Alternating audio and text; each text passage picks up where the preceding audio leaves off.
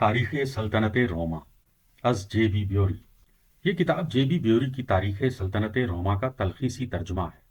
اس کتاب کے مندرجات: پہلا باب اگسٹس سیزر، دوسرا باب اگسٹس کے 4 جانشین، تیسرا باب فلاوی شہنشاہوں کا عہد حکومت، چوتھا باب نردا سے اریلیس تک، پانچواں باب رومیو میں فلسفیانہ خیالات کی اشاعت، چھٹا باب رومیو کے مذہبی عقائد، ساتواں باب رومی سنگ تراشی۔ پہلا باب اگسٹس سیزر۔ ایکشیوم کی فتح 2 ستمبر 31 قبل مسیح اور مارکس انتونی کی موت نے اگسٹس سیزر کو پوری رومی سلطنت کا مالک بنا دیا تھا۔ ساری رومی دنیا اس کے قدموں کے نیچے تھی۔ سیزر ٹھنڈے دل کا انسان تھا، اس میں ذرا بھی جوش و خروش نہیں تھا، مگر اس کی طبیعت با اصول تھی۔ اس میں شک نہیں کہ وہ بہت باریک بین نقاد تھا، لیکن اپنے زمانے کے اکثر تعلیم یافتہ لوگوں کی طرح وہ توہم پرستی سے خالی نہ تھا۔ اگسٹس سیزر کے مزاج میں سادگی تھی، اسے اپنے گھر کے لوگوں سے بہت محبت تھی، جس کے باعث بارہا اس نے نقصان اٹھایا۔ وہ بلند قامت نہیں تھا، مگر اس سے جو بھی ملتا وہ اس کی وجاہت سے ضرور متاثر ہوتا۔ اس کے خد و خال متناسب حسن کا نمونہ تھے۔ سچ تو یہ ہے کہ اس نے ضبط نفس اور سادگی سے اتنی طویل عمر پائی۔ اگسٹس کو ایک ایسے لفظ کی ضرورت تھی جو شاہی اقتدار کے کسی خاص پہلو کو نمایاں کیے بغیر رومی جمہوریت میں اس کے سب سے اعلیٰ اختیارات کو ظاہر کر سکے۔ اس مقصد کے لیے اگسٹس نے صدر کا لفظ چنا۔ اسی لقب کی بنا پر اگسٹس کی سلطنت کو اکثر صدارت کہا جاتا ہے، تاکہ اس میں اور رومی حکومت کی مابعد ترقی یافتہ صورت میں امتیاز باقی رہے۔ آئندہ 300 سال میں مجلس کی قوت کے زوال کے ساتھ ساتھ صدر کے اختیارات میں اضافہ ہوتا رہا، یہاں تک کہ آخر میں صدر ایک مطلق العنان بادشاہ بن گیا۔ ایک عہدے کی حیثیت سے صدارت موروثی نہیں تھی، بلکہ انتخابی تھی۔ جمہور جسے چاہتی اس عہدے پر سرفراز کر سکتی تھی۔ دوسرے عہدوں کے لیے عورتوں اور بچوں کو رائے دینے کا حق نہیں تھا، مگر صدارت کے انتخاب میں وہ بھی رائے دینے کے حق سے محروم نہیں کیے گئے تھے۔ صدر کی قوت کا انحصار اس پروکنسلی امارت پر تھا جس کے ذریعہ وہ ملک کی تمام فوجوں کا واحد کمانڈر ہوتا تھا۔ رومی سلطنت میں کسی زندہ شخص کی تصویر یا بت کو کسی عام یا سرکاری مقام پر نصب کرنے کا حکم نہیں تھا، لیکن صدر کا بت ہر جگہ نصب کیا جا سکتا تھا۔ اب رومی جمہوریت کا نام ہی نام باقی تھا، حقیقت میں وہ ایک بادشاہت بن چکی تھی۔ اپنی حکومت قائم رکھنے کے لیے اگسٹس کی یہ کوشش تھی کہ اعلیٰ طبقوں کے لوگوں کی دلجوئی کرے اور عوام کو بہلائے رکھے۔ ان مقاصد میں اسے کامیابی ہوئی، یعنی مجموعی طور پر لوگ اس کی حکومت کو پسند کرتے تھے اور اپنی اپنی جگہ پر قانع اور مسرور تھے۔ اگسٹس کا طرز عمل نرم اور فیاضانہ تھا۔ اس کے عہد میں صنعت و تجارت کو بہت فروغ ہوا اور سرکاری روپیہ امور عامہ پر صرف ہونے لگا۔ جب اگسٹس نے بادشاہی حکومت کی بنا ڈالی تو اس وقت رومی سلطنت اوقیانوس سے فرات تک اور بحر شمال سے حبشہ تک پھیلی ہوئی تھی۔ اس وسیع سلطنت میں جو ملک شامل تھے ان کا سیاسی درجہ مساوی نہیں تھا۔ سلطنت کی ماں کا درجہ روما کے شہر کو حاصل تھا، اسے ایک مرکزی حیثیت حاصل تھی۔ سارے ملکوں کی نظریں اس کی طرف لگی رہتی تھی۔ روما کے بعد اٹلی کو بہت سے امتیازی حقوق حاصل تھے۔ اس اندرونی دائرے کے بعد وہ ملک اور قومیں تھیں جن کی حکومت براہ راست اہل روما کے ہاتھ میں تھی۔ اس حلقہ کے باہر ایسے ملک یا شہر بھی تھے جو روما کے محکوم تو تھے، لیکن ان کی ظاہری آزادی باقی تھی۔ تمام صوبوں میں ایسی بے شمار بستیاں تھیں جن کے باشندوں کو روما کے پورے سیاسی حقوق حاصل تھے۔ اگسٹس سیزر نے گال یعنی فرانس کو 4 صوبوں میں تقسیم کیا۔ ایک صوبے کو مجلس کی تحویل میں دے دیا اور باقی 3 صوبے شاہی سپہ سالاروں کے ماتحت رہے۔ ہسپانیہ کو اس نے 3 صوبوں میں تقسیم کیا۔ ایک صوبہ مجلس کے سپرد کر دیا گیا اور باقی 2 صوبوں کو شاہی صوبے بنا دیا گیا۔ شمالی ہسپانیہ میں بغاوتیں ہوتی رہیں، لیکن اگسٹس نے ان سب کو فروغ کر دیا۔ شمالی ہسپانیہ کی نسبت جنوبی ہسپانیہ میں رومی تمدن نے زیادہ اثر کیا۔ گال اور ہسپانیہ میں اہل روما کے سامنے کوئی پرانا تمدن نہیں تھا جس پر اہل روما اپنے نظم و نسق کی بنیاد رکھتے، لیکن سسلی اور افریقہ ان دونوں سے الگ تھے۔ جب جزیرہ سسلی رومیوں کے قبضہ میں آیا تو وہاں یونانی تہذیب کے آثار باقی تھے۔ اسی طرح افریقہ کا شمالی ساحل فونیکی رنگ میں رنگا ہوا تھا۔ رومیوں نے یونانی زبان کو تو سرکاری زبان تسلیم کر لیا تھا، لیکن شمالی افریقہ کے شہروں کی فونیکی زبان جو ایشیائی تھی ان علاقوں کے لیے سرکاری زبان تسلیم نہ کیا۔ شمالی اٹلی کے صوبوں کی تسخیر اور تنظیم کا کام بھی اگسٹس نے سر انجام دیا۔ مغرب میں جن ملکوں کو رومیوں نے فتح کیا وہاں وہ مفتوحہ قوموں کے استاد تھے، لیکن مشرق میں خود ان کی حیثیت شاگردوں کی سی تھی۔ چنانچہ شمالی اٹلی، گال، فرانس، ہسپانیہ میں رومیوں نے تہذیب کا راستہ صاف کیا، لیکن مشرق میں جو صوبے ان کے قبضے میں آئے وہاں ان کی حیثیت ایسے وارثوں کی سی تھی جن میں ورثے کو ترقی دینے یا بڑھانے کی صلاحیت نہیں تھی۔ مشرق میں رومیوں کا صرف یہ کام تھا کہ وہ وہاں سکندر اور اس کے جانشینوں کے جاری کردہ نظام کو چلاتے رہیں۔ رومی سلطنت کے یہ مشرقی علاقے 4 حصوں میں تقسیم تھے: میقدونیہ اور یونان، ایشیائے کوچک، شام اور مصر۔ روسی سلطنت کی شمال مغربی حد دریائے رائن تھا، لیکن اگسٹس نے سارے جرمانیہ یعنی جرمنی کو فتح کرنے کی مہم شروع کی۔ دریائے ایلب کے کناروں تک رومی اثر پھیل گیا، لیکن 9 عیسوی میں رومی گورنر کے سلوک سے تنگ آ کر جرمنوں نے بغاوت کر دی۔ رومی گورنر وردس اور اس کی ساری رومی فوج کو قتل کر دیا گیا۔ اس فوجی نقصان نے اگسٹس کی صحت تباہ کر دی اور وہ اس غم میں مر گیا۔ دوسرا باب، اگسٹس کے 4 جانشین۔ تبریوس 14 عیسوی تا 37 عیسوی۔ یہ امر طے شدہ تھا کہ اگسٹس کی جگہ تبریوس لے گا۔ اہل روما کو کسی سیاسی انقلاب کا تو خیال تک بھی نہیں تھا۔ بادشاہت کے متعلق ہر شخص یہ سمجھتا تھا کہ یہ قدرتی طور پر اسی شخص کا حق ہے جو دیوتاؤں میں مل جانے والے اگسٹس سے اس قسم کا تعلق رکھتا ہو جو خود اگسٹس کا جولیس سیزر کے ساتھ تھا۔ تبریوس اگسٹس سیزر کا ولی عہد، متبنہ اور شریک سلطنت تھا، لہٰذا اس کی جانشینی یقینی تھی۔ ان عام جذبات کے باوجود بادشاہت موروثی نہیں تھی۔ صدارت کا منصب کسی ایسے شخص کو بھی مل سکتا تھا جو جولیس سیزر کے خاندان سے نہ ہو۔ وہ سب حقوق جو اگسٹس کو علیحدہ علیحدہ قوانین کے ذریعے ملے تھے وہ تبریوس کو ایک ہی قانون کے ذریعہ مل گئے۔ ہاں اتنا ضرور ہوا کہ تبریوس نے اپنا یہ ارادہ ظاہر کیا کہ جب ملک کو ضرورت نہ رہے گی تو وہ صدارت سے مستعفی ہو جائے گا، مگر یہ ایک رسمی بات تھی۔ تبریوس کے عہد حکومت کے پہلے چند ہفتے رائن اور ڈینیوب کی فوجی بغاوتوں سے مقدر رہے۔ ان بغاوتوں کو فروغ کر دیا گیا، جس کے لیے تبریوس اپنے بھتیجے کی وفاداری کا جس قدر شکریہ ادا کرتا کم تھا۔ ان بغاوتوں کو فروغ کرنے کے بعد تبریوس کے بھتیجے جرمانیکوس نے جرمنوں پر چڑھائی کر دی۔ اس نے مارسی قوم کو تباہ و برباد کر دیا، جس سے آس پاس کی دوسری قوموں میں جوش پیدا ہو گیا، لیکن رومی سپہ سالار کی ہوشیاری نے ان قوموں کا کوئی بس نہ چلنے دیا۔ رومی فوجیں اپنے اڈے تک سلامتی سے پہنچ گئیں۔ اگلے سال جرمانیہ پر 2 علیحدہ حملے کیے گئے جن میں جرمانیکوس کو کامیابی حاصل ہوئی۔ جرمانیکوس کی مہموں پر چونکہ بہت روپیہ صرف ہو رہا تھا، اس لیے تبریوس نے جرماناکوس کو کونسل بنا کر روما میں طلب کیا۔ نوجوان سپہ سالار نے روما پہنچ کر بڑی دھوم دھام سے رائن اور ایلب کی فتوحات کا جشن منایا۔ جشن فتح کے بعد جرمانیکوس کو ایک بہت بڑا عہدہ دے کر مشرق میں بھیجا گیا۔ اس زمانہ میں یہودیہ اور شام کے لوگ ٹیکس کے بوجھ کی شکایت کرتے تھے۔ ان کا یہ مطالبہ تھا کہ ٹیکسوں میں کمی کر دی جائے۔ سلطنت پارتھیا کے ساتھ بھی چند پیچیدگیاں پیدا ہو رہی تھی۔ جرمانیکوس کے ماتحت دردانیال کے پار کے سب علاقے تھے۔ اس نے شاہ پارتھیا سے دوستانہ تعلقات پیدا کیے۔ اپنے عہدے کا اعلیٰ مقصد تو جرمانیکوس نے بہت جلد پورا کر لیا، مگر اب اسے بعض دوسری مشکلات کا سامنا تھا۔ تبریوس مشرق میں اپنے بھتیجے کو بے نگرانی نہیں چھوڑنا چاہتا تھا، اور نہ ہی وہ اسے مشرق میں اتنے اختیارات دینا چاہتا تھا جو اسے شمال میں حاصل تھے۔ چنانچہ شام کے صوبے دار کو جو جرمانیکوس کا دوست تھا وہاں سے بدل کر ایک دوسرے شخص پیزو کو مقرر کر دیا گیا۔ اسی اثنا میں جرمانیکوس مصر کے پرانے آثار دیکھنے کے لیے مصر چلا گیا۔ شام میں واپسی پر جرمانیکوس کو معلوم ہوا کہ پیزو نے اس کے احکام کی کوئی پرواہ نہیں کی، چنانچہ جرمانیکوس اپنے اختیارات منوانے پر آمادہ ہو گیا۔ جرمانیکوس اچانک انطاکیہ میں بیمار پڑ گیا، اس پر پیزو نے اپنی روانگی ملتوی کر دی۔ جرمانیکوس کے ساتھیوں کو شبہ تھا کہ پیزو نے کسی سازش کے ذریعہ ان کے آقا کو زہر دلوایا ہے۔ پیزو نے جرمانیکوس کو عیادت کے خط بھی لکھے، لیکن اس نے انہیں ریاکاری پر محمول کیا اور ایک خط میں صاف صاف لکھ دیا کہ وہ شام سے فوراً چلا جائے۔ چنانچہ وہ جزیرہ کوس میں چلا گیا، جہاں اسے جرمانیکوس کی موت کی خبر ملی۔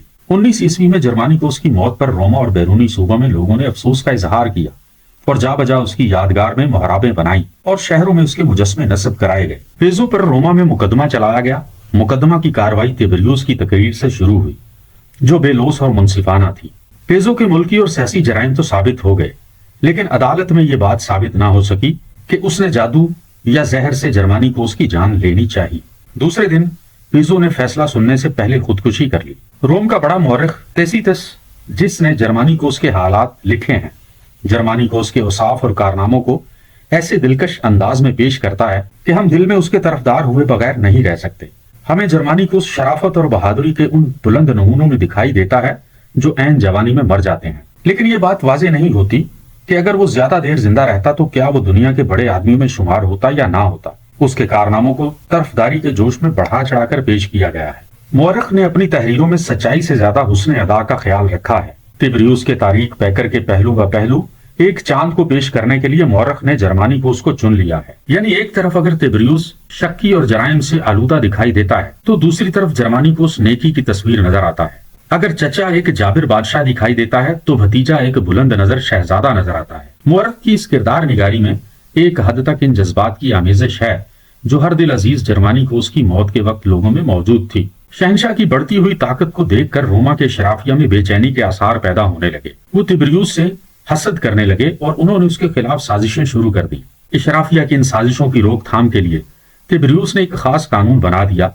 جاسوسوں اور مخبروں کی ایک جماعت قائم کی گئی جس کے کہنے سننے پر کئی امیروں کو موت کی سزا دی گئی۔ شہنشاہ نے 6000 چنیدہ رومی سپاہیوں کا ایک حفاظتی دستہ مرتب کیا۔ جرمانیکوس نے 78 برس کی عمر میں 37 عیسوی میں وفات پائی۔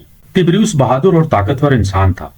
اس میں دوسروں سے کام لینے کی صلاحیت تھی۔ ان سب باتوں کے باوجود اس میں نکتہ چینی کی اتنی عادت تھی کہ وہ اپنے کام پر بھی اعتماد نہیں کرتا تھا۔ وہ دوسروں کی طرف سے ہمیشہ بدگمان رہتا تھا۔ ابتدائی عمر میں اسے جن واقعات کا سامنا کرنا پڑا انہوں نے اسے مزید پر اعتماد بنا دیا تھا۔ وہ اپنے صحیح جذبات اور خیالات کو چھپانے کا عادی بن چکا تھا۔ یہ کوئی حیرت کی بات نہیں ہے کہ اس قسم کا شکی انسان 55 برس کی عمر میں شہنشاہ ہو کر اپنی رعایا کا محبوب نہ بن سکا۔ تبریوس نے شہنشاہ ہو کر جو طرز عمل اختیار کیا اس کے تاریخ پہلو پر غور کرتے وقت ہمیں اس بات کو فراموش نہیں کرنا چاہیے کہ اس کے حالات کا یہ تقاضا تھا کہ وہ متضاد کاروائیاں کرتا۔ اسے جمہوریت کے اس نکاب کو برقرار رکھنے کی خدمت سپرد کی گئی تھی جس میں اگسٹس نے اپنی شہنشاہیت کو چھپائے رکھا تھا، لیکن تبریوس کی سمجھ میں یہ بات نہیں آئی تھی کہ اس بہروب کی کامیابی کا ذاتی اوصاف پر کتنا انحصار ہے۔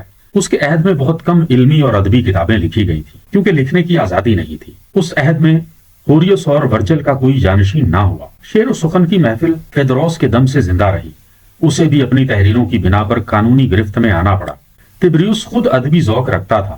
اس نے اپنی زندگی کے اہم واقعات لکھے ہیں۔ وہ لاطینی میں یونانی الفاظ کی ملاوٹ کا قائل نہیں تھا۔ ان سب باتوں کے باوجود وہ اتنا جابر نہیں تھا جتنا بعد کے مورخ تسیتس نے اسے دکھایا۔ اس کی حکومت دانش مندانہ تھی اور اس نے سلطنت کے مفاد کے لیے بہت کام کیے۔ کیلیگولا 37 عیسوی تا 41 عیسوی۔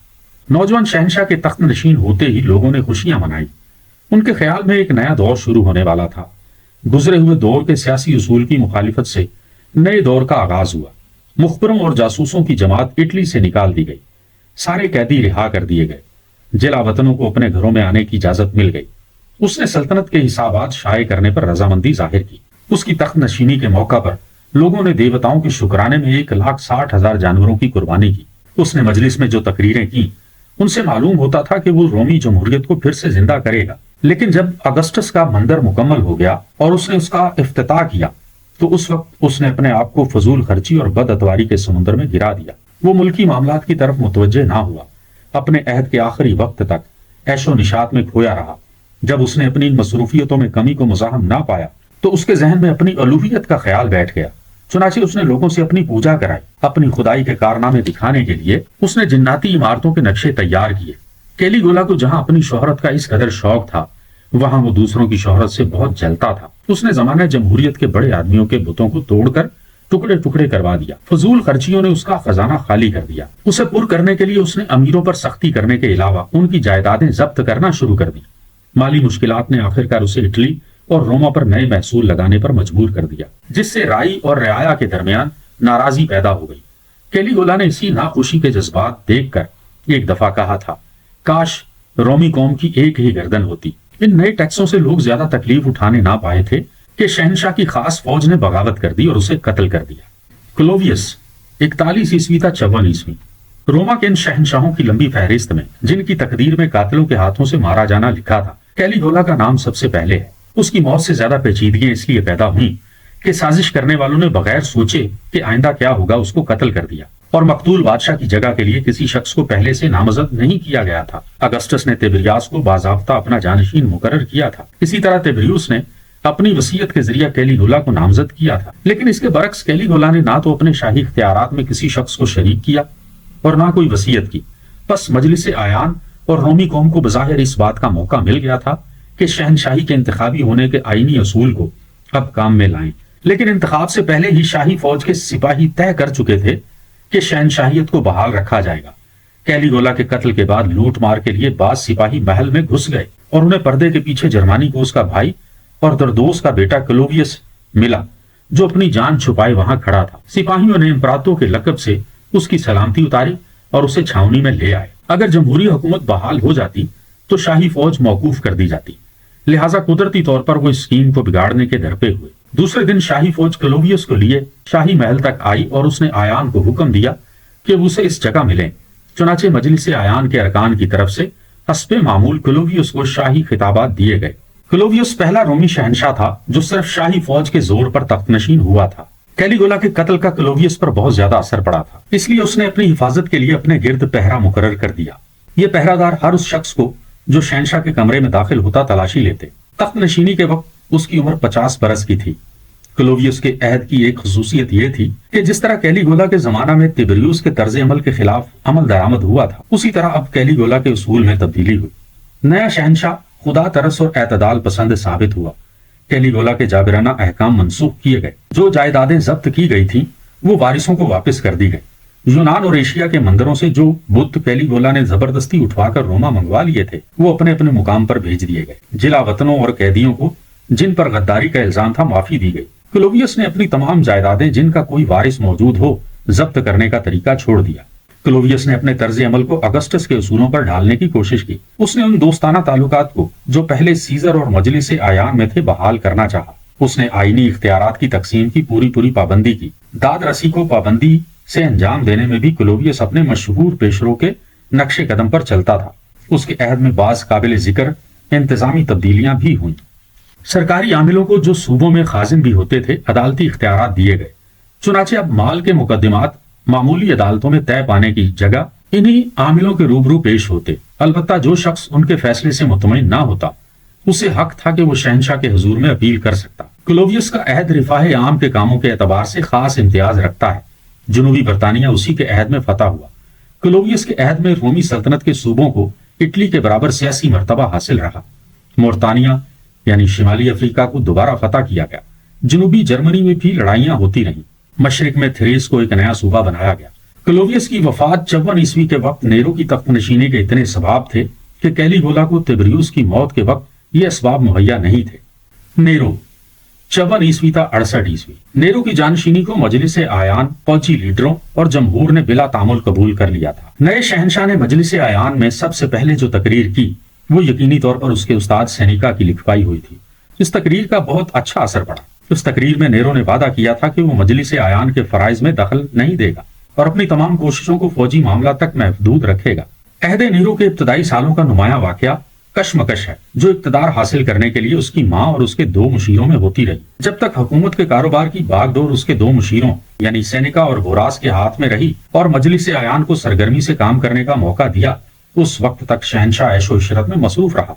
उसने आवारा अमीर जादों का ये दिलचस्प मशगला भी इख्तियार किया कि रात के वक्त गुलाम का भेस बदलकर अय्याशी के अड्डों और चकलों की खाक छानता फिरता। नेरो की मां के कत्ल हो जाने के बाद कोई ना रहा जो शहनशाह को फनून लतीफा और तमाशागरी के ज़ौक़ शौक को इस बेहिजाबाना तरीक पर इजहार से बाज रखता जिसमें रोमियो के तमाम कौमी शायर की जिल्लत थी। नेरो की सबसे बड़ी ख्वाहिश यही होती थी कि लोगों के सामने गाए बजाए या सर्कस में रथ की दौड़ में दूसरे लोगों से मुकाबला करे। जब सेनेका ने उसे इन हरकतों से बाज आने के लिए कहा तो उसने जवाब में यूनानी तहजीब के हवाले दिए।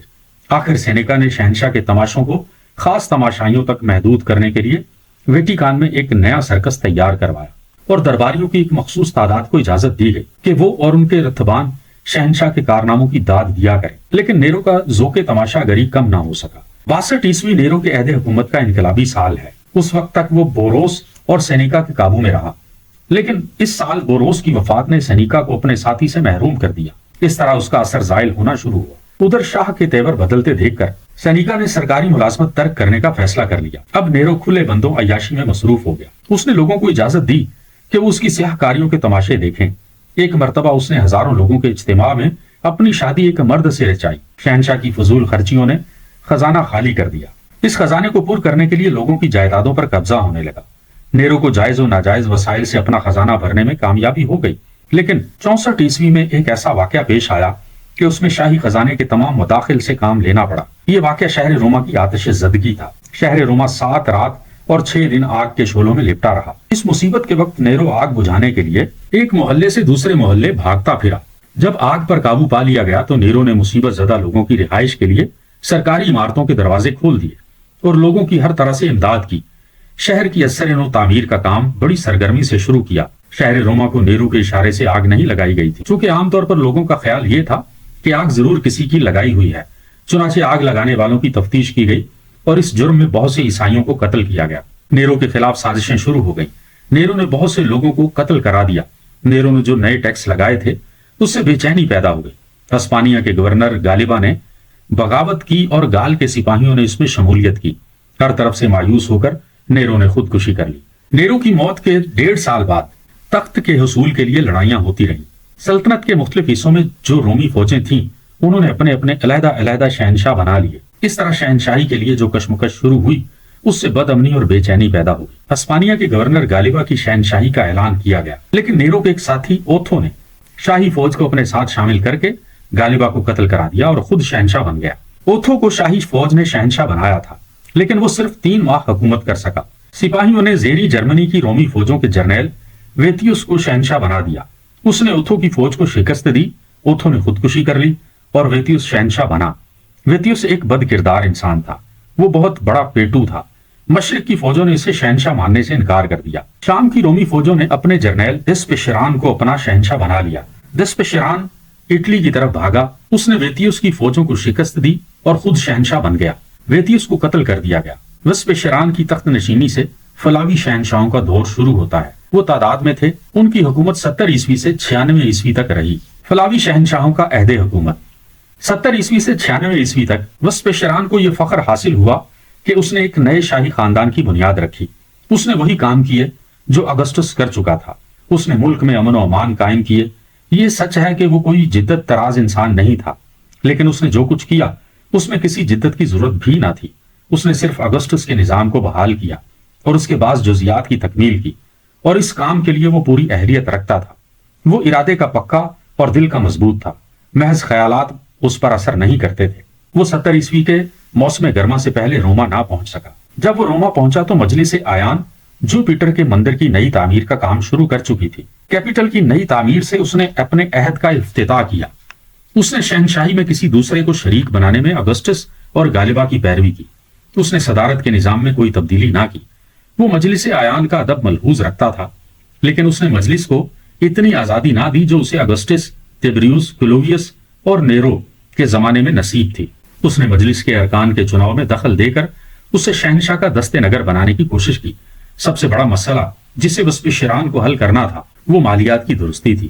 عہد نیرو کی فضول خرچیوں اور سال بھر کی خانہ جنگی نے ملک کو دیوالیہ کر دیا تھا۔ ملک کو مالی پریشانیوں سے بچانے کا کام جن حکومتوں کے ذمہ پڑتا ہے انہیں خام خواہ ٹیکس بڑھانے پڑتے ہیں اور سخت کفایت شعاری کرنی پڑتی ہے۔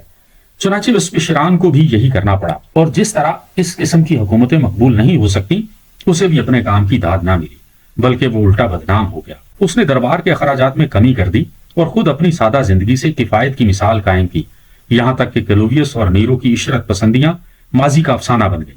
وہ بڑی بڑی عمارتیں جو اس نے بنوائی تھیں اس بات کا کافی ثبوت ہے کہ وہ اپنا خزانہ بھرنے میں کامیاب ہو گیا تھا۔ وہ عمارت جس کی وجہ سے اس کا نام ہمیشہ زندہ رہے گا امنی تھیٹر تھا۔ یہ عمارت آج کل کولوزیم کہلاتی ہے۔ اس نے صوبوں کے نظم و نسق کے لیے لائق صوبے دار مقرر کیے۔ ہسپانیہ کی تمام غیر رومی شہری بستیوں کو اس نے لاطینی حقوق دیے۔ 23 جون 79 عیسوی میں 70 برس کی عمر میں وسپشران نے وفات پائی۔ موت کے بعد مجلس آیان نے اسے بھی اگسٹس اور کلوویس کی طرح دیوتاؤں کے زمرے میں شامل کر دیا۔ تیتس 79 عیسوی تا 81 عیسوی۔ تیتس کے عہد میں روما اور کمپانیا میں 2 مشہور واقعات یہ ہوئے۔ 80 عیسوی میں شہر روما میں پھر آگ لگی جس سے جوپیٹر کے مندر کا ایک بڑا حصہ جل گیا، اور اس سے 1 سال پہلے 79 عیسوی میں ویسوویس کی آتش فشانی نے پومپیائی اور ہرکیولانیم کے شہروں کو تباہ کر دیا۔ یہی وہ واقعہ ہے جس کے طفیل کمپانیا کے یونانی تمدن کا ایک مرکہ موجودہ زمانے کے فائدے کے لیے لاوا کے ڈھیر میں محفوظ رہا۔ اس کا مختصر عہد حکومت اشراف کے قتل و خون سے بھرپور ہے۔ اس کی موت کا اہل روما کو بہت افسوس ہوا، لیکن کون کہہ سکتا ہے کہ اگر وہ زیادہ دیر تک زندہ رہتا تو کیسا نکلتا۔ مانا کہ وہ ہر دل عزیز تھا، لیکن اس ہر دل عزیزی کی بنیادیں بہت کمزور تھیں، اور جب وہ مرا تو خزانہ قریباً ختم ہو چکا تھا۔ اس خزانے کو دوبارہ بھرنے کا کام اس نے اپنے جانشین کے سپرد کیا۔ دومشیان 81 عیسوی تا 96 عیسوی۔ تیتس کی موت پر اس کا بھائی دومشیان 30 سال کی عمر میں تخت پر بیٹھا۔ اس کا عہد حکومت مطلق العنانی کے ارتقاء میں ایک نمایاں درجہ رکھتا ہے۔ عہد حکومت کے شروع میں دومشیان مجلس اعیان پر عنایت کی نظر رکھتا تھا اور مجلس کے ارکان اس بات کو مانتے تھے۔ اس نے جھوٹے مخبروں کو سزا دینے کا فیصلہ کیا، لیکن آگے چل کر اس نے مطلق العنانی اختیار کر لی اور مجلس کے اختیارات ختم کرنے کے در پہ ہو گیا۔ چنانچہ مجلسی پارٹی اس سے نفرت کرنے لگی۔ مجلس اعیان کو اس زمانے میں فکر یہ ہو گیا تھا کہ کسی طرح یہ اصول قائم کر دیا جائے کہ بادشاہ اپنی ذاتی رائے سے مجلس کے کسی رکن کے قتل کا حکم نہیں دے سکتا۔ اس نے مجلس اعیان کی عملی حیثیت کو ختم کر دیا تھا۔ واضح رہے کہ وہ اس بات کو خوب جانتا تھا کہ شہنشاہ کا مجلس سے اسی صورت میں آزاد رہنا ممکن تھا جبکہ فوج پر اس کا پورا اقتدار ہو۔ چنانچہ مجلس اعیان سے بگاڑ کا نتیجہ یہ ہوا کہ اس کی ساری طاقت فوج کو خوش رکھنے پر صرف ہونے لگی۔ اس نے سپاہیوں کی تنخواہیں بڑھا دی۔ اس کے عہد حکومت کے آخری دن امیروں کے لیے دور ہیبت بن گئے۔ امیروں نے اس کے خلاف سازشیں شروع کر دیں۔ اکثر بے گناہ شہنشاہ کے شک و شبہ کا شکار ہونے لگے۔ آخر شہنشاہ کو قتل کرنے کا کام استفانوس نے اپنے ذمہ لے لیا۔ قتل کرنے سے کئی دن پہلے وہ اپنے ایک ہاتھ کو پٹی کے سہارے اس طرح لٹکائے پھرتا رہا گویا اس کا ہاتھ زخمی ہو گیا ہے۔ مقررہ دن اس نے اسی کپڑے میں چھری چھپا لی اور پھر شہنشاہ کے سامنے ایک درخواست لے کر حاضر ہوا۔ جب شہنشاہ اس کی درخواست پڑھ رہا تھا تو اس نے اپنی چھری نکال کر اس کے پیٹ میں گھونپ دی۔ شہنشاہ کے خادموں نے قاتل کو قتل کر دیا لیکن وہ اپنے آقا کو نہ بچا سکے۔ مجلس اعیان کے ارکان اس قتل سے بہت خوش ہوئے اور اب وہ اپنے دل کا بخار نکالنے کے لیے جلدی جلدی ایوان مجلس میں آئے۔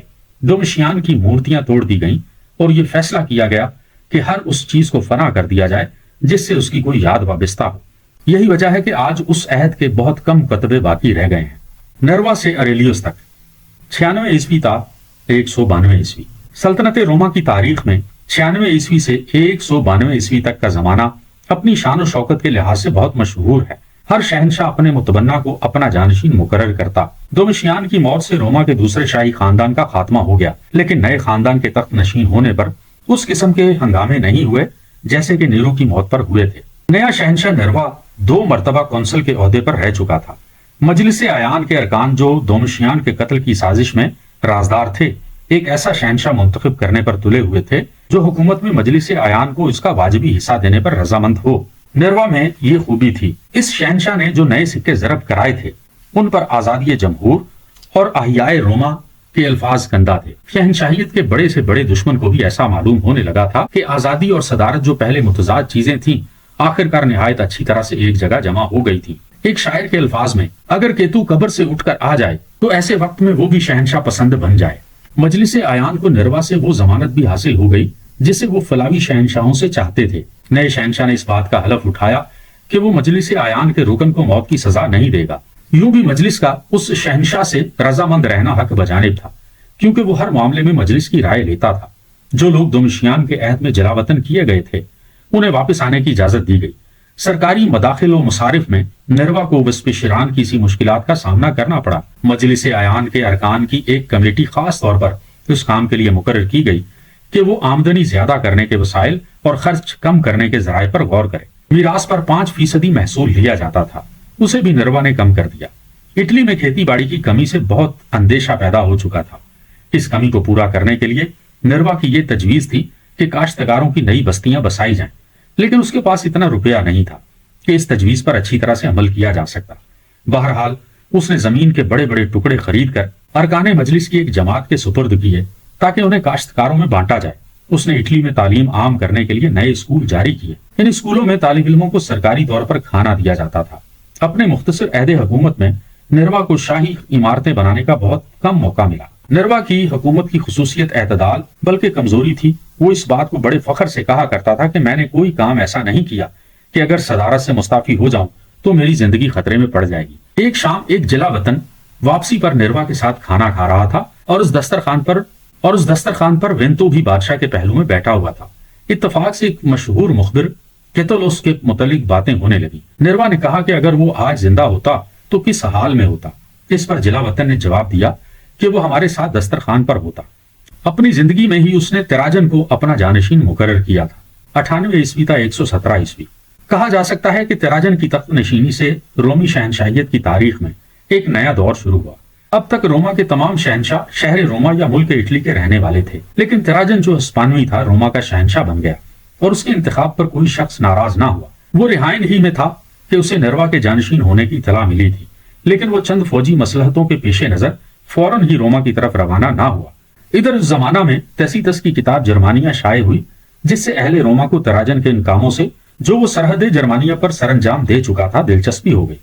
اس کی کتاب میں تیوتانیوں کے عام حالات کے ساتھ ساتھ بعض خاص قبیلوں کا الگ الگ حال درج ہے۔ اس وقت سے جبکہ سیزر نے انہیں دیکھا تھا، جرمنوں کے تمدن میں نمایاں ترقی ہو چکی تھی۔ اب انہوں نے بستیوں میں رہنا شروع کر دیا تھا۔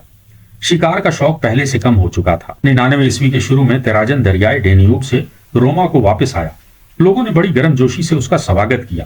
اس کی اعتدال پسندی نے اسے مجلس کا دوست بنا دیا تھا۔ وہ صرف 2 سال تک روما میں رہنے کے بعد واقعہ کا قضیہ چکانے کے لیے روانہ ہو پڑا۔ واقعہ کے بادشاہ واقی بلوس سے لڑنے میں تراجن کو سلطنت روما کے وسیع کرنے کا کوئی خیال نہیں تھا۔ جس طرح مشرق میں فرات سرحد تھی، اسی طرح شمال میں ڈینیوب سرحد تھی۔ تراجن کا منشا یہ تھا کہ رومی سرحد پر ایک بڑی قوت کو رومیوں کے مقابلے میں ابھرنے سے روکے۔ چنانچہ وہ اسی غرض کے لیے واقعہ کو مغلوب کر کے اسے روما کا باجگزار بنانا چاہتا تھا۔ 25 مارچ 101 عیسوی کو شہنشاہ کی مہم کی کامیابی کے لیے روما میں قربانیاں کی گئی۔ خیال ہے کہ اس کی فوج کی تعداد 60,000 کے قریب تھی۔ واقعہ کے بعض قلعوں میں اور خاص کر اس کی راجدھانی زگیتوسا میں رومی دستے مقرر کر کے تراجن روما کو لوٹا۔ واقعہ کے نمائندوں اور مجلس عیان کے درمیان ایک معاہدہ ہو گیا، لیکن یہ بات بہت جلد ظاہر ہو گئی کہ واقعی بلوس ان شرطوں کو پورا نہیں کرنا چاہتا۔ اس لیے یہ شرطیں محض واقعہ کی آزادی کے لیے دوبارہ جدوجہد کرنے کے لیے مان لی تھی۔ لیکن اس دوسری کوشش کے لیے تقدیر کا یہ فیصلہ تھا کہ باجگزاری کے ہلکے سے بوجھ کی جگہ اس کے ملک کی گردن میں رومیوں کی حکومت کا بوجھل توک پڑ جائے۔ محاربات واقعہ کی بڑی یادگار تراجن کی وہ لاٹ ہے جسے مجلس عیان نے تراجن کے نئے چوک میں بنوایا تھا اور جہاں وہ اب تک سلامت ہے۔ یہ لاٹ 100 فٹ اونچی ہے جس پر واقعہ کی دونوں جنگوں کے واقعات کی تصویریں بنائی گئی ہیں۔ گویا یہ لاٹ ان جنگوں کی ایک مصور کتاب ہے، لیکن افسوس ہے کہ ان میں سے اکثر تصویروں کا ہمیں کوئی تحریری حال نہیں ملتا۔ لاٹ کی چوٹی پر فاتح شہنشاہ تراجن کا بت نصب ہے۔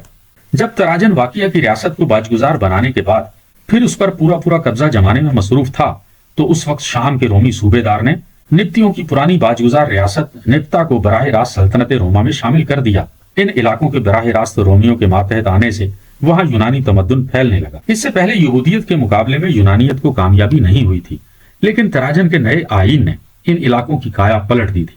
چنانچہ یہ بات قابل ذکر ہے کہ عہد تراجن کے بعد کا ایک کتبہ بھی مقامی زبان میں لکھا ہوا نہیں ملتا۔ شہر بوسترا کی تجارتی اہمیت ہی اس وقت شروع ہوئی جب وہ رومی صوبے کا صدر مقام بنا اور تراجن کا بوسترا کہلانے لگا۔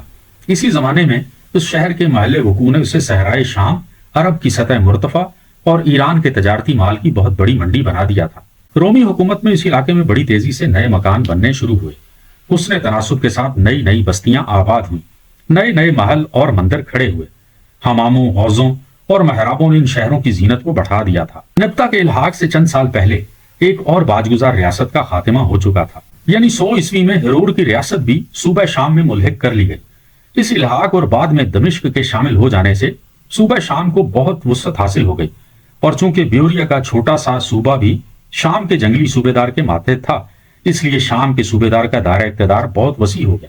فلاوی شہنشاہوں اور اشکانیوں یعنی پارتھیا کے بادشاہوں میں کسی قسم کی کدورت پیدا نہیں ہوئی تھی، لیکن تراجن کے عہد میں اشکانیوں اور رومیوں میں پھر لڑائی ہوئی۔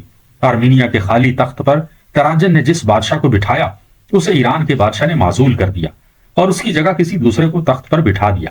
چنانچہ تراجن نے پارتھیا یعنی ایران کے خلاف اعلان جنگ کر دیا اور خود 113 عیسوی میں روما سے مشرق کی طرف روانہ ہوا۔ پارتھیا کے سفیروں نے اس سے ایتھنز میں ملاقات کی اور انہوں نے کوشش کی کہ کسی طرح تراجن کو جنگ سے باز رکھیں۔ اگر تراجن کے دل میں اپنے اسلاف کی ایشیائی پالیسی پر چلنے کا خیال ہوتا تو وہ پارتھیا کے سفیروں کو روکھا سوکھا جواب نہ دیتا۔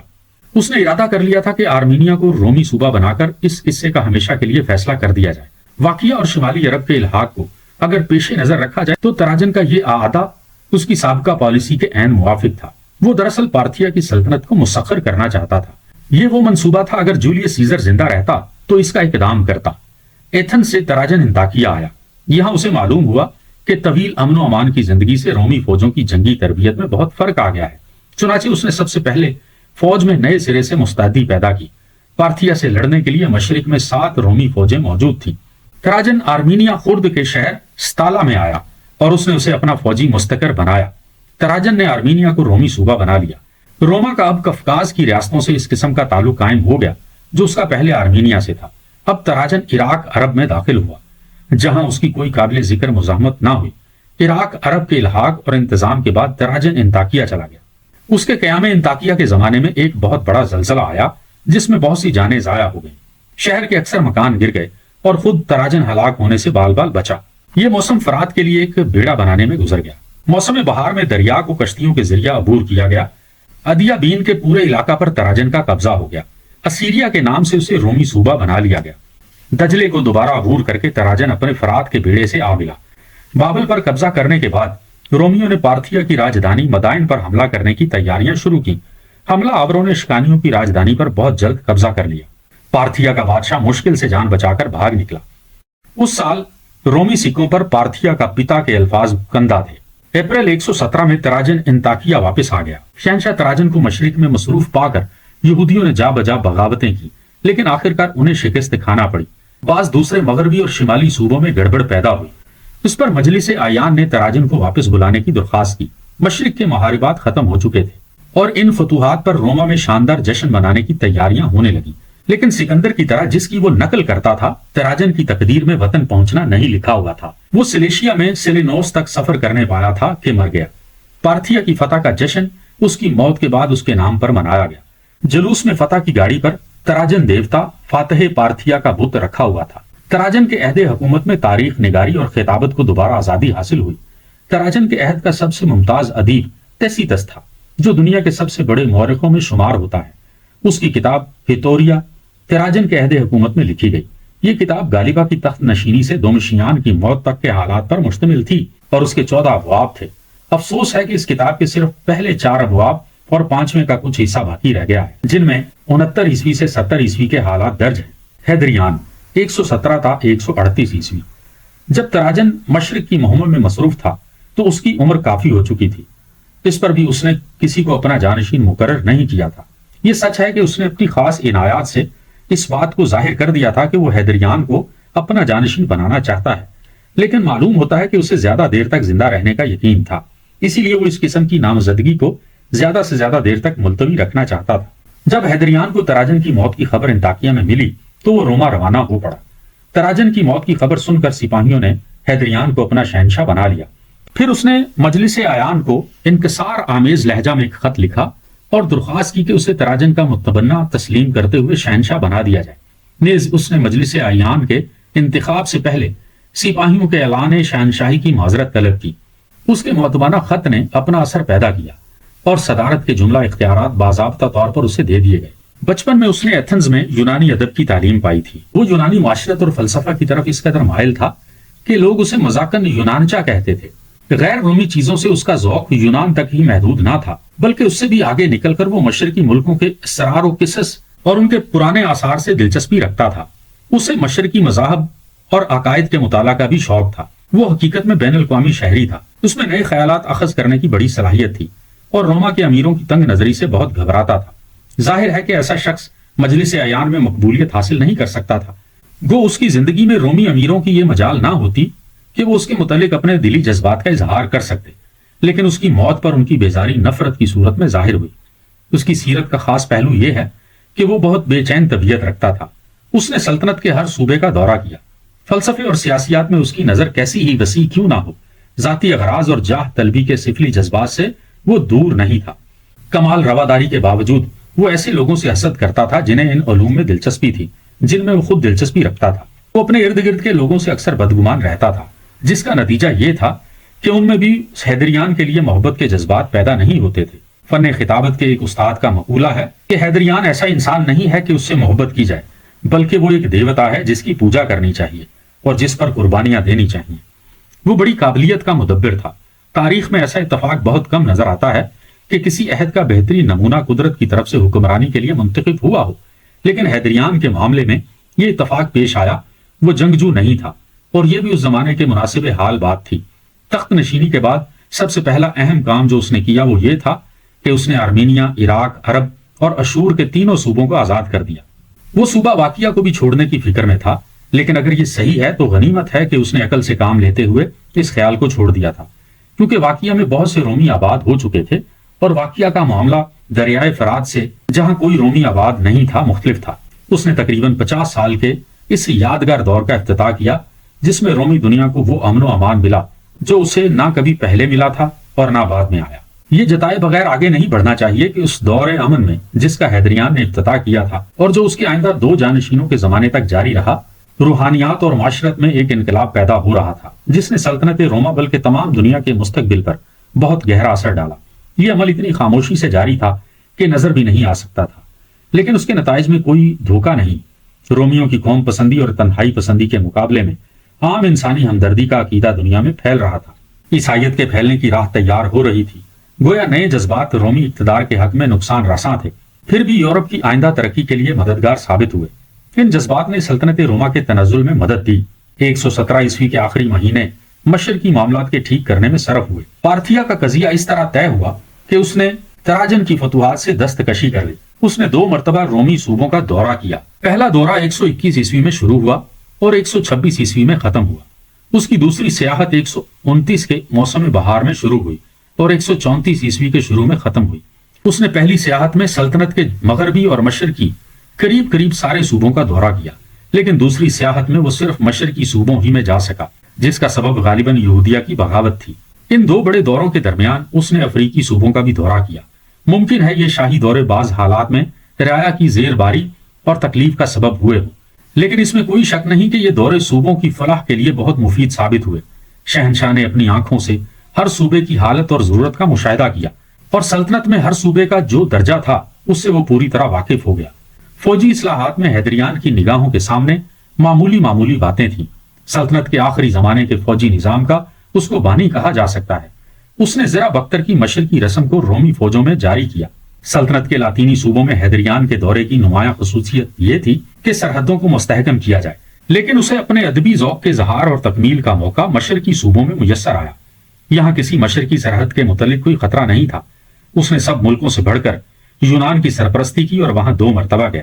اس نے کورنتھس میں حمام اور حوض بنوائے، لگارا میں اپولو دیوتا کا مندر بنوایا، اولمپیا میں کئی بڑی عمارتیں بنوائیں اور یونانیوں کی طرف سے حیدریان کا ایک بت نصب کرایا گیا۔ شہنشاہ جتنے دن ایتھنز میں رہتا تھا یونانی لباس پہنتا تھا۔ ایشیائی صوبوں میں اس کی سیاحت کے بہت سے نشان باقی ہیں۔ ہر صوبے میں جہاں زلزلے کی وجہ سے شہروں کو نقصان پہنچا تھا اس نے ان کی امداد کی، خاص کر سمرنا پر اس نے بہت سی عنایات کی۔ اس نے وہاں ایک نیا جمنیزیم بنوایا۔ انطاکیہ اس رومی شہنشاہ کو خوش نہ کر سکا۔ وہ صحرائے عرب کے کنارے پامیرا تک گیا اور اسے رومی بستی کا مرتبہ دیا۔ نیز کئی عمارتوں سے اس نے پامیرا کی رونق کو بڑھایا۔ عرب سے حیدریان مصر گیا۔ وہ پلوسیم کے مقام سے مصر میں داخل ہوا۔ اس نے شمالی اور جنوبی مصر کے علاقوں کا دورہ کیا اور پرانے زمانے کی تمام یادگاروں کو دیکھا۔ کئی ایک اہم پہلوؤں سے حیدریان کا عہد رومی صدارت کے ایک نئے دور کو شروع کرتا ہے۔ رومی شہنشاہیت کی تاریخ کا مطالعہ کرتے وقت ہمیں 2 باتیں صاف نظر آتی ہیں۔ نمبر 1، مجلس اعیان میں صدر کی مداخلت۔ نمبر 2، روما اور دوسرے صوبوں کے فرق مراتب کا آہستہ آہستہ مٹ جانا۔ حیدریان کے ماتحت یہ دونوں عمل ایک باضابطہ صورت میں آ گئے۔ 134 عیسوی میں روما واپس آنے کے بعد حیدریان پھر اٹلی سے باہر نہ گیا۔ اس کی صحت خراب ہو چکی تھی۔ اب اس کا زیادہ وقت اپنے محل میں گزرنے لگا، یہاں تک کہ موت نے اسے ختم کر دیا۔ اس نے تقریباً 21 سال حکومت کی۔ اس کے عہد حکومت کے نتائج کے لحاظ سے بہت کم رومی شہنشاہ اس کے ہم مرتبہ گزرے ہیں۔ شہنشاہ کی سیاحتوں کے متعلق ذیل کا نقشہ فائدے سے خالی نہیں ہوگا۔ 117 عیسوی مشرق میں 2.5 مہینے قیام کے بعد روما کو روانگی۔ 118 عیسوی واقعہ کی طرف روانگی اور روما میں واپسی۔ 119 عیسوی جنوبی اٹلی کی سیاحت۔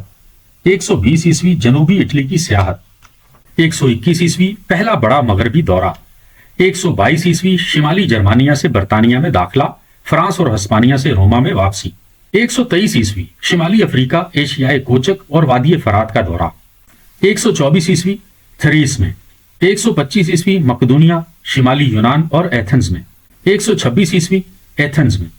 127 عیسوی روما میں۔ 128 عیسوی افریقہ کو روانگی اور واپسی۔ 129 عیسوی پلوپونیس کی راہ سے ایتھنز میں پہنچنا۔ 130 عیسوی ایتھنز ایشیائے کوچک کے جنوبی ساحلوں کی سیاحت، شام، یہودیہ، شمالی عرب اور مصر کا دورہ۔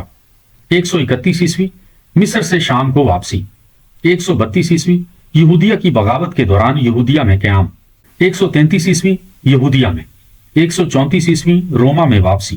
135 عیسوی روما اور مضافات میں قیام۔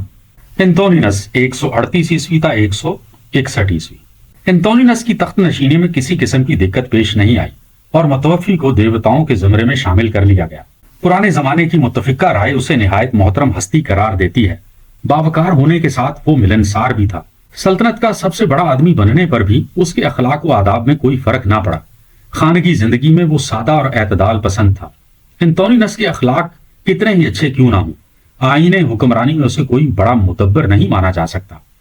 حیدریان کی صلح پسندی کی پالیسی میں وہ حد سے آگے بڑھ گیا اور اپنی موت کے بعد سلطنت کے لیے بہت سی پریشانیاں پیدا کر گیا۔ صوبوں کے معاملات میں اس نے ٹیکسوں کی زیادتی کی روک تھام کی۔ وہ اپنے عہد حکومت میں صرف ایک دفعہ اٹلی سے باہر گیا۔ مالیات میں انتونینس کے طرز عمل سے کفایت شیاری ظاہر ہوتی ہے۔ اس کے دربار میں کسی قسم کی فضول خرچی جائز نہیں تھی۔ چنانچہ ٹیکسوں میں کمی کر دینے کے باوجود جب وہ مرا تو اس کے خزانے میں 2,16,00,000 پاؤنڈ جمع تھے۔ حیدریان کے سرحدی انتظامات کا یہ نتیجہ تھا کہ اس کے عہد میں امن و امان رہا۔ صرف برطانیہ میں لڑائیاں ہوتی رہیں۔ دوسرے صوبوں میں جو ہنگامے یا فساد ہوئے وہ اس قابل نہیں ہے کہ انہیں جنگ کا نام دیا جائے۔ انتونینس کی برطانیہ میں جنگی سرگرمیاں برطانیہ کے حق میں مفید ثابت ہوئیں اور آئندہ 60 سال تک وہاں امن و امان کا دور دورہ رہا۔ اسی بات کو دیکھ کر یہ خیال پیدا ہوتا ہے کہ اگر یہ شہنشاہ ڈینیوب اور مشرقی سرحد پر بھی اسی طرح سرگرمی دکھاتا تو غالباً سلطنت کے حق میں زیادہ مفید ہوتا اور وہ مصیبتیں جو اس کے جانشین کو بھگتنی پڑی پیش نہ آتی۔ انتونینس کے عہد کی خاص اہمیت وضع قوانین میں ہے۔ انصاف پسندی جس نے اس کی خارجہ پالیسی کو کمزور بنا دیا تھا، قانون سازی میں اسے بہت بڑا درجہ دیا گیا۔ رومی قانون کی تاریخ میں انتونینس کا عہد قوانین کی ترتیب کے لیے مشہور نہیں، بلکہ اس کی شہرت کا سبب وہ جذبہ ہے جو انتونینس کے قوانین کی طے میں تھا۔ وہ سب سے زیادہ زور عدل پر دیتا تھا۔ وہ اگر ایک طرف نئے نئے نکتے پیدا کرنے کا مشتاق نہیں تھا تو دوسری طرف اتنا کمزور عقیدے والا بھی نہیں تھا کہ قانون کے الفاظ پر اس طرح ایمان رکھتا ہو کہ اس میں کسی تبدیلی کی گنجائش نہیں۔ اس نے ہر قانونی اصلاح میں انسانی ہمدردی کو اپنے سامنے رکھا اور اسی بنیاد پر رومی قوانین میں بعض نئے اصول وضع کیے۔ اسی سرگرمی نے آئندہ صدی کے شروع میں رومی قانون کے عہد ارتقاء کے لیے راستہ صاف کیا۔ لیکن اس میں شک نہیں کہ یہ سب کام کسی نہ کسی حد تک حیدریان کی اصلاحات کے مرہون منت ہیں۔ دور شہنشاہی کا ایک میلان یہ بھی تھا کہ غلاموں کی حالت کو بہتر بنایا جائے۔ انتونینس نے اس کام کو بھی بڑے زوروں سے جاری رکھا۔ اس نے اس قسم کے قوانین بنائے جن سے غلاموں کو آزادی حاصل کرنے میں آسانیاں پیدا ہو گئیں۔ اس ضمن میں اس کے طرز عمل کا اندازہ ذیل کے فیصلے سے ہو سکتا ہے۔ ایک لونڈی مالک کی وصیت کی روح سے آزادی حاصل کرنے والی تھی، مگر اتفاق سے اس میں دیر ہو گئی اور اسی اثناء میں اس لونڈی کے ہاں بچہ پیدا ہوا۔ سوال اٹھایا گیا کہ آیا یہ بچہ آزاد سمجھا جائے یا غلام؟ انتونینس نے فیصلہ دیا کہ بچے کو آزاد تسلیم کیا جائے۔ یہ اصول کے ملزم کو تفتیش سے پہلے مجرم نہ سمجھا جائے سب سے پہلے انتونینس نے ہی تقریری معاملات میں رائج کیا تھا۔ ایک اور اصول اس نے یہ بنایا کہ جرائم کی تحقیقات مقام واردات ہی پر کی جائے اور وہیں عدالت کا فیصلہ سنا دیا جائے۔ تفتیش کے موقع پر غلاموں کو جو اذیتیں دی جاتی تھیں ان میں کمی کی گئی، چنانچہ 14 سال کی عمر سے کم لڑکوں کو بدنی سزا دینی بند کر دی گئی۔ اگر کوئی شخص اس نیک دل بادشاہ پر یہ اعتراض کرے کہ اس نے بدنی اذیت کے طریقوں کو کلی طور پر کیوں بند نہ کیا تو یہ اعتراض ایسا ہی محمل ہوگا جیسا کہ غلامی کو کلیتاً منسوخ نہ کرنے کا اعتراض۔ سچ تو یہ ہے کہ انتونینس نے جو کچھ کیا وہ تحسین کا مستحق ہے، لیکن ان میں سے کسی ایک کو بالکل مٹا دینا اس عہد میں کسی شخص کے خیال میں بھی نہیں آ سکتا تھا، اور مسیحی ملکوں میں تھوڑا زمانہ پہلے تک اذیت رسانی کا عام رواج اس بات کا ثبوت ہے کہ لوگ اس برے طریقوں کو کتنا ضروری خیال کرتے تھے۔ وہ اپنے اسلاف سے یہ اختلاف رکھتا تھا کہ وہ ذاتی طور پر اپنے قومی دیوتاؤں کا دل سے معتقد تھا۔ مجلس اعیان کی طرف سے سرکاری مذہب اور مذہبی رسوم ادا کرنے میں اتنی سرگرمی دکھانے کی بنا پر انتونینس کی ایک یادگار قائم کی گئی تھی۔ روما کی روایات اور بت پرستی سے عقیدت کے باوجود اسے دوسرے مذہبوں سے کوئی تعصب نہیں تھا۔ عیسائیوں کے خلاف جو قوانین بنائے گئے تھے انہیں اس نے منسوخ تو نہیں کیا، لیکن مذہب کی بنا پر جو ظلم کیے جاتے تھے اس نے انہیں روک دیا۔ مارکس اورینٹس 161 عیسوی تا 180 عیسوی۔ جب مارکس اورینٹس تخت پر بیٹھا تو اس کی عمر 40 سال تھی۔ اس کا تعلق ایک ہسپانوی خاندان سے تھا۔ افلاطون کی پیشین گوئی تھی کہ نوع انسان کی مصیبتوں میں اس وقت تک کمی نہیں آئے گی جب تک کہ کوئی سچا فلسفی صاحب تخت و تاج نہ بن جائے یا کوئی صاحب تاج و تخت فلسفی نہ بن جائے۔ آخر اتفاقات سے وہ زمانہ آ گیا جبکہ ایک فلسفی اتنی بڑی سلطنت اور نوع انسان کے اتنے بڑے گروہ کا فرما روا ہوا کہ اتنی بڑی ریاست افلاطون کے تصور میں بھی نہیں آ سکتی تھی۔ اس فلسفی بادشاہ نے افلاطون کی ریاست یا کسی دوسرے خیالی آئین کو قائم کرنے کی تو کوشش نہ کی، لیکن نوع انسان کی امداد کو اپنا نسب العین بنا لیا۔ اس کے عہد حکومت کے متعلق دو مختلف رائے ہیں۔ بعض لوگ تو اسے سلطنت روما کی خوش نصیبی سمجھتے ہیں اور بعض لوگ یہ کہتے ہیں کہ وہ صرف فلسفی تھا جسے امور سلطنت کی نسبت بلاغت اور سوفسطائیت سے زیادہ دلچسپی تھی۔ یہ طعن آمیز تنقید سچائی سے خالی نہیں، لیکن اسے حد سے نہ بڑھانا چاہیے۔ دراصل اس میں یہ عیب تھا کہ ہر مسئلہ پر غور کرنے میں سیاسی دانش مندی سے زیادہ ذاتی اخلاق کا لحاظ رکھتا تھا۔ اسے ذاتی ذمہ داری کا اس درجہ احساس تھا کہ جب کوئی مشکل پیش آتی تو بجائے یہ سوچنے کے کہ بہترین تدبیر کیا ہو، وہ اس قسم کا سوال اپنے آپ سے کرتا، اس موقع پر فلسفی کو کیا کرنا چاہیے۔ اس کے ساتھ اس کی یہ خوبی بھی یاد رکھنی چاہیے کہ مجموعی طور پر وہ سلطنت کی پرانی رسموں پر چلتا رہا۔ اس نے دنیا کو اس نمونے پر ڈھالنے کی کوشش نہیں کی جو فلسفیوں کے کارخانوں سے تیار ہو کر نکلتا ہے۔ اخلاق میں وہ اپنے اصول کا پکا تھا، مگر سیاسیات میں نظریات کا مقلد نہیں تھا۔ وہ سب سے زیادہ فلسفیوں کی عزت کرتا تھا، لیکن سلطنت کے انتظام میں اس نے ان کی مداخلت جائز نہ رکھی۔ ہمارے فلسفی بادشاہ سے آسمان نے دشمنی کی۔ اس کا سارا عہد حکومت فرات اور ڈینیوب کے کناروں پر جنگ و جدل میں گزرا۔ اسی شہنشاہ کے عہد میں سلطنت اور مسیحیت میں پہلی مرتبہ شدید تصادم ہوا۔ رومیوں میں فلسفیانہ خیالات کی اشاعت۔ روما میں دوسری صدی قبل مسیح سے یونان کے متاخرین فلسفیوں کے مذاہب، جن میں نظریوں کو عملی زندگی کے تابع رکھا جاتا تھا اور علم کا مقصد بھی حصول مسرت قرار دیا گیا تھا، پہنچ گئے تھے۔ سیسرو نے ان فلسفیانہ مذہبوں کو لاطینی دنیا سے روشناس کرایا۔ سینیکا نے یونان کے روایتی فلسفہ کو ایسے انداز میں پیش کیا جو اس کے یونانی استادوں کی رواقیت سے کہیں مختلف تھا۔ چنانچہ اس نے یہاں تک کہہ دیا کہ سب سے اچھا وہ ہے جو سب سے کم برا ہے۔ اس عقیدے میں کہ خدا اور فطرت دراصل الگ الگ وجود نہیں ہیں، وہ پرانے رواقیوں کا ہم خیال تھا۔ صرف اخلاق کو فلسفہ کا سب سے بڑا مقصد قرار دینے میں بھی وہ اپنے اسلاف کی تعلیم سے بہت آگے نکل گیا۔ اس کے الفاظ میں وہ خدا جو ایک شریف کی روح میں ہے، اس کا مسکن ایک غلام کی روح بھی ہے۔ روفس نے خود کوئی نیا فلسفہ پیش نہ کیا۔ اس کی تعلیم کی امتیازی خصوصیت یہی تھی کہ وہ خاص عقیدوں کو نہایت زوردار بلکہ مبالغہ آمیز انداز میں بیان کرتا ہے۔ اس کے خیال میں فلسفہ اور نیکی ہم معنی الفاظ ہیں۔ ایپیکٹیٹس اپنا سارا زور اصلاح نفس پر دیتا ہے۔ وہ کہتا ہے کہ اچھا بننے کے لیے ضروری ہے کہ انسان کو اپنی برائی کا پورا یقین ہو۔ قضاء و قدر کی کار فرمائی پر اس نے بہت زور دیا۔ پہلی صدی قبل مسیح میں بظاہر فلسفہ متروک اور فرسودہ سمجھا جاتا تھا، لیکن شہنشاہی دور نے پھر اس میں جان ڈال دی۔ چنانچہ ہم نیرو کے زمانے میں دستریوس کو دیکھتے ہیں۔ ہر چند یونانی فلسفہ رومیوں میں خوب شائع ہوا، لیکن اس کے باوجود رومیوں کی فطرت کو فلسفہ سے ایک طرح کی نفرت تھی۔ رومی عوام میں کبھی فلسفیوں کو عزت کی نظر سے نہیں دیکھا گیا۔ خطابت کے حامی فلسفے کی مخالفت کرتے تھے۔ رومیوں کے مذہبی عقائد۔ پہلی صدی میں تعلیم یافتہ طبقے میں قومی مذہب کے متعلق بہت سے شکوک پیدا ہو گئے تھے۔ اس جماعت کے بیشتر ارکان کو اپنے باپ دادا کے مذہب کی سچائی پر یقین نہیں رہا تھا۔ اس بنا پر یہ فرض کرنا کہ اس قسم کی بدگمانی عوام میں بھی ہوگی غلط ہے۔ سلطنت روما کی عام رعایا اپنے دیوتاؤں کے وجود کا اسی طرح یقین رکھتی تھی جیسا کہ ان کے آباء و اجداد رکھتے تھے، اور اس کا ثبوت زیادہ تر کتبوں میں دیکھنا چاہیے جو عام عقائد کے آئینہ میں نہ کہ کتابوں میں جو مہذب لوگوں کے خیالات پیش کرتی ہیں اور اس لیے اس بارے میں غلط فہمی پیدا کر سکتی ہیں۔ بے شمار شہادتوں کے علاوہ جو کتبوں سے حاصل ہوتی ہیں، بعض دوسرے قرائن بھی پرانے مذہب کی قوت کی دلیل ہیں۔ پہلی بات تو یہ ہے کہ اس مذہب کا مشرقی مذاہب کے بعض عناصر کو اپنے آپ جذب کر لینا ثابت کرتا ہے کہ پرانا رومی مذہب زندہ تھا۔ دوسرے، ہم اس میں نئے نئے خداوندوں کا اضافہ ہوتے دیکھتے ہیں۔ تیسرے، وہ جدوجہد جو یہ پرانا رومی مذہب تقریباً 500 سال تک مسیحیت کے مقابلے میں کرتا رہا۔ یہ حقیقت خاص طور پر ظاہر کیے جانے کے لائق ہے کہ ابتدائی زمانے میں خود مسیحیوں کو ان بت پرستوں کے معبودوں کے وجود سے انکار کرنے کا خیال تک نہ آیا، بلکہ وہ یہی خیال کرتے رہے کہ یہ معبود دراصل تاریکی اور ظلمت کے دیوتا ہیں۔ تعلیم یافتہ طبقے کے پہلی اور دوسری صدی کے مذہبی عقیدوں میں نمایاں فرق نظر آتا ہے۔ پہلی صدی میں وہ لوگ جو غور و فکر کرتے تھے لیکن فلسفے کا کوئی خاص مدرسہ اختیار نہیں کرتے تھے، وہ لوگ شرک اور وحدت کے مسائل میں متذبذب نظر آتے ہیں۔ پلینی کلا نے دیوتاؤں کے وجود سے صاف صاف انکار کر دیا اور خدا کو فطرت کا مترادف سمجھا۔ وہ خصوصیت کے ساتھ خدا کی قدرت کاملہ سے منکر ہے، کیونکہ خدا اپنے آپ کو ہلاک نہیں کر سکتا اور نہ فانی اشیاء کو غیر فانی بنا سکتا ہے، اور 10 اور 10 کو 20 کے سوا کوئی دوسرا عدد بنا سکتا ہے۔ بعض رواقی فلسفی بت پرستی کے عقیدوں اور اپنی روشن خیالی کو باہم ملانے کی کوشش کرتے تھے۔ وہ ایک خدا کے قائل تھے، لیکن اس کے ماتحت چھوٹے چھوٹے بہت سے خداؤں کے قائل تھے جنہیں وہ ڈیمن کہتے، اور مختلف بتوں کو اسی زمرے میں شامل کرتے تھے۔ مگر ان فلسفیوں کی بت پرستی سے انکار یا شک کا عوام پر کوئی اثر نہیں پڑتا تھا۔ دوسری صدی میں ان خیالات میں رجت پیدا ہو گئی۔ یعنی تعلیم یافتہ طبقہ دوبارہ اپنے پرانے مذہب کی طرف جا رہا تھا۔ اوہام اور جادوگری کا عام رواج تھا۔ اس تبدیلی کا اس عہد کی کتابوں سے پتہ چلتا ہے۔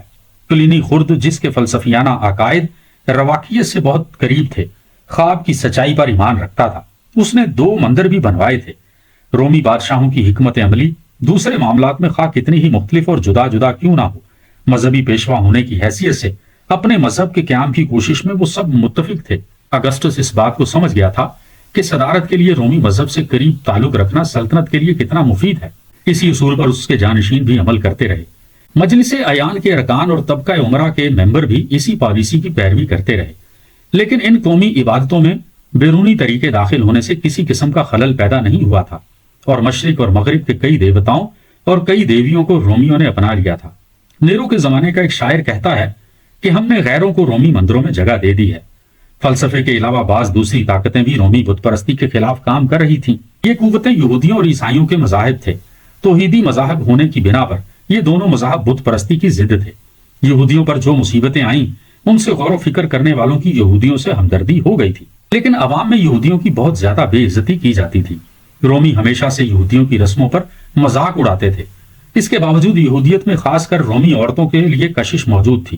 نیرو کی بیوی نے یہودی مذہب اختیار کر لیا تھا۔ تبریوس کے عہد میں بھی ایک بلند مرتبہ رومی خاتون نے یہودیت قبول کر لی تھی۔ یہ خاتون بیت المقدس کے یہودی ہیکل کے واسطے چڑھاوے بھیجا کرتی تھی۔ ادھر مسیحیت بھی مشرق سے ہٹ کر مغرب میں پھیلنی شروع ہو گئی تھی۔ مسیحیت کی اشاعت مندرجہ ذیل اسباب کی مرہون منت ہے۔ نمبر 1، اس کی ہمہ گیری اور غلاموں کے اس میں داخل ہونے کی اجازت۔ نمبر 2، عورتوں کا اس کی طرف مائل ہونا۔ نمبر 3، آئندہ زندگی کی امید۔ نمبر 4، ظلم و ستم برداشت کرنے میں مسیحی شہیدوں کی بہادری۔ مسیحیت کو نئے فرقوں میں جو کثرت سے پیدا ہو رہے تھے، سب سے زیادہ مقابلہ ملحدوں سے کرنا پڑا۔ چونکہ مسیحیوں کو ان فرقوں کا مقابلہ کرنا پڑا تھا، اس لیے انہوں نے اپنے آپ کو منظم کر لیا اور ان کی یہ تنظیم کیتھولک کلیسیا کہلائی۔ یہ تنظیم دراصل ریاست کے اندر ریاست تھی۔ اس نے آگے چل کر سلطنت روما پر گہرا اثر کیا، لیکن دوسری صدی کے رومی شہنشاہوں نے مسیحی مسئلہ کو کوئی خاص اہمیت نہ دی۔ مسیحیت اگرچہ روما میں ایک ممنوع مذہب تھا، اس کے باوجود عملی طور پر رومی شہنشاہوں کے طرز عمل میں بہت سا فرق دکھائی دیتا ہے۔ چنانچہ تراجن اپنے افسروں کو مسیحیوں کی تلاش سے روکتا ہے، لیکن اگر اسے خود بخود مسیحیوں کے خلاف کوئی اطلاع مل جاتی تو وہ اسے ناپسند کرتا تھا۔ ہیدریان مسیحیوں سے رواداری کا سلوک کرتا ہے۔ اس کے دور حکومت میں ان پر کوئی سختی نہیں کی گئی، مگر انتونینس نے روما کے مسیحیوں پر سختی کی۔ اس کی وجہ یہ ہے کہ اپنے قومی مذہب کے معاملے میں وہ روما کے دوسرے شہنشاہوں سے آگے تھا، لیکن اس کے عہد میں مسیحیوں پر زیادہ سختی نہیں ہوئی۔ جب مشرق میں عوام نے مسیحیوں کے خلاف بلوے شروع کر دیے تو انتونینس نے مداخلت کی اور کئی شہروں میں فرمان بھیجا کہ اس زیادتی کو روکا جائے۔ مسیحیوں کے خلاف اس قسم کے بلوے اوریٹس کے عہد میں بھی جاری رہے۔ وہ اگرچہ بہت بردبار اور متحمل مزاج تھا، لیکن وہ مسیحیوں کے اس استقلال کو کہ وہ بتوں کو ہرگز سجدہ نہیں کریں گے محض ضد معلوم ہوتا تھا۔ اس نے ایک فرمان شائع کیا جس میں ایسے نئے فرقوں کے لیے سزائیں تجویز کی گئی تھیں جو نئے نئے عقائد کے ذریعہ لوگوں میں شورش اور اضطراب پیدا کرتے تھے۔ اس کا یہ فرمان خصوصیت سے مسیحیوں کے خلاف نہیں تھا، مگر ایک بہت بڑا ہنگامہ اور کئی مسیحیوں کی گرفتاری اسی شاہی تحریر کا نتیجہ ہوا۔ اوریٹس نے ایک نیا فرمان جاری کیا کہ ان لوگوں کو جو مسیحیت سے انکار کریں رہا کر دیا جائے، اور جو اس کا اقرار کرے انہیں اس قدر پیٹا جائے کہ وہ ہلاک ہو جائیں۔ اسی اثنا میں مسیحیوں نے ان الزامات کی تردید کی جو عام طور سے ان پر لگائے جاتے تھے، تاکہ وہ اپنے دشمنوں کی دشمنی سے بچ سکیں۔ وہ کتابیں جو مسیحی مذہب کے حق میں لکھی گئیں اس قسم کی کوششوں کا نتیجہ تھی۔ ان میں سب سے مشہور رسالہ یوستین کا تھا۔ بعض لوگوں کا خیال ہے کہ یوستین کے اس رسالہ نے شہنشاہ کو آمادہ کیا تھا کہ وہ مشرقی شہروں میں مسیحیوں پر ظلم و ستم ڈھائے جانے کے خلاف احکام جاری کرے، لیکن یوستین کی تقدیر میں قتل ہونا لکھا تھا، کیونکہ 163 عیسوی میں ایک فلسفی نے اس پر الزام لگایا تھا اور شہر کے کوتوال نے اسے موت کی سزا دے دی تھی۔ لاطینی زبان میں مسیحیت کی حمایت میں سب سے پہلی کتاب اوکتاویس نے لکھی تھی، گویا وہ مسیحی دنیا کا سینیکا ہے۔ رومی سنگ تراشی۔ رومی سنگ تراشی کی تاریخ دراصل یونانی سنگ تراشی ہی کی تاریخ کا ضمیمہ ہے، کیونکہ یہ رومی آرٹ کی سرگزشت نہیں بلکہ یونانیوں ہی کے کمالات کی کہانی ہے، جو رومی حکومت کے دور میں نیز رومی ذوق کے مطابق پیدا ہوئی۔ رومیوں کو سنگ تراشی کا شوق عیش پسندی کے سلسلے میں پیدا ہوا تھا۔ ایسے لوگوں کی مانگ پوری کرنے کے لیے جو صنعاء میدان میں آئے، ان سے یہ امید نہیں ہو سکتی تھی کہ وہ ذاتی طور پر کسی اختراع و ایجاد کے قابل ہوں گے۔ چنانچہ ہم دیکھتے ہیں کہ یہ سنگ تراش پرانے استادوں ہی کے خیالات لے کر سنگ تراشی کر رہے ہیں۔ حیدریان کے عہد میں جہاں مختلف علوم و فنون میں ایک نئی روح پیدا ہو گئی تھی، وہاں سنگ تراشی میں ایک نیا تخیل پیدا ہو گیا تھا۔ شہنشاہ کے بہت سے مجسمے بنائے گئے۔ دوسری صدی میں فن کے زوال ہونے کی دلیل یہ ہے کہ سنگ تراشی میں بربری طرز اختیار کیا جانے لگا۔ اس سنگ تراش کے علاوہ جن میں یونانی خصوصیات نمایاں ہیں، ایک اور طرز بھی تھا جن میں رومی خصوصیات جھلکتی رہیں اور جو صرف رومی رسم و رواج کی وجہ سے پیدا ہوا۔ خلاصہ ختم ہوا۔